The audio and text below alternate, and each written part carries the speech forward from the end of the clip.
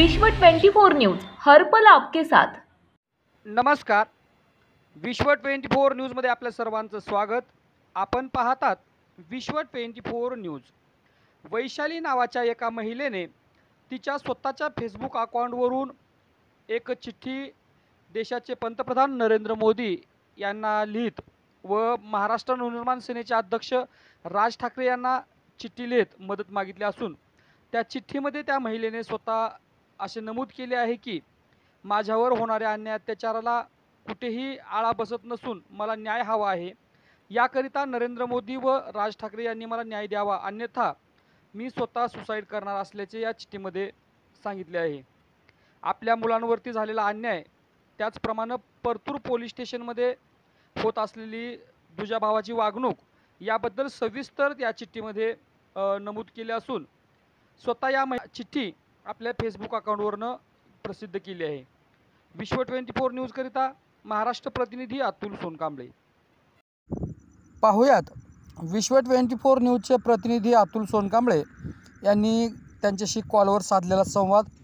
Hello, हा बोला। जय भीम। जय भीम।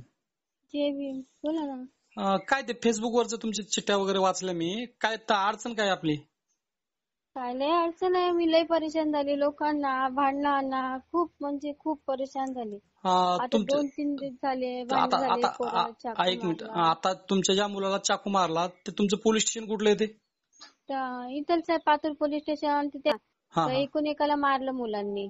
तर माझा मुलगा फक्त आवऱ्याला गेला होता। आवऱ्याला गेला होता तर त्यांनी यालाच मारत बसले। ते होते 25 जण आणि हे होते 4-5 जण। आता येतात 4-5 जण होते पोरं।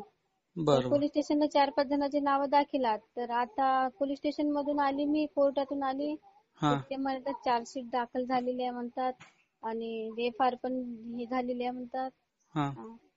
तर ते म्हणतात कोर्टात भेटू। आता ते आतापर्यंत म्हणत होते आम्ही आपसात घेतो, तर आता म्हणून राहिले की आपसात घेत नाही, आम्ही यांना सजा देऊ। नाही, आता म्हणजे तुमच्या मुलावरती गुन्हा दाखल झालाय का?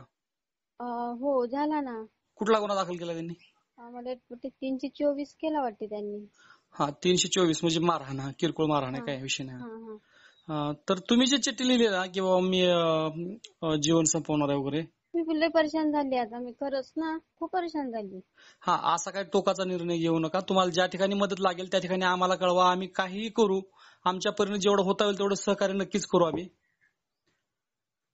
तिथला पातूर पोलीस स्टेशनचा नंबर देता का मला?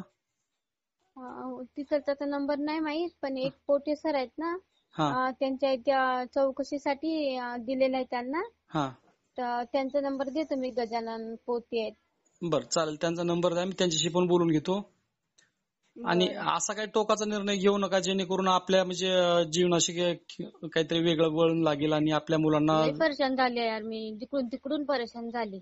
नाही, 2 पैसे कमायसाठी असा काही चुकीचा निर्णय घेऊ नका। काय होतं, थोड्यासाठी आपल्या मुलांना वेगळे दिवस बघावं लागतील।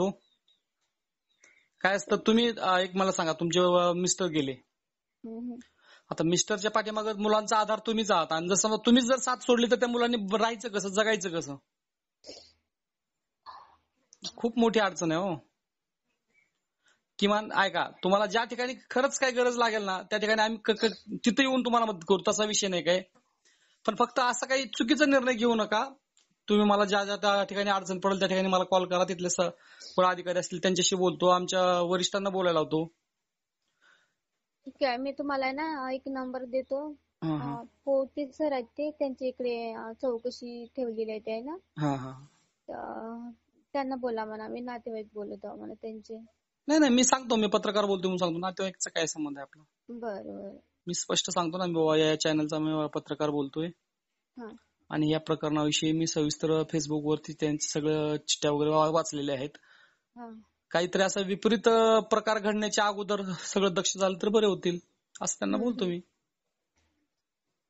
चालतंय, मला पाठवा नंबर। हो, ते वकिलाला नंबर मागते आणि पाठवते। आणि ऐका, तुम्ही अजून परत मी एकदा सांगतोय की असं काही चुकीचा निर्णय घेऊ नका। ज्या ज्या ठिकाणी तुम्हाला अडचण येईल त्यावेळेस आम्हाला फोन करा। मी कसं आहे माहितीये का, सुखाच्या क्षणामध्ये मी कधीच सोबत नसतं, पण दुःखाच्या क्षणामध्ये ना प्रत्येक व्यक्ती सोबत मी राहण्याचा प्रयत्न करतो।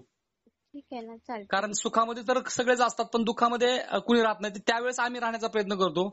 हीच आमची एक मोठी खासियत आहे। हो, बरोबर आहे। चालतंय, मला पाठवा नंबर त्यांचा. हो, वकिलाला फोन करतो मी आणि तुम्हाला नंबर पाठवतो. ओके, धन्यवाद.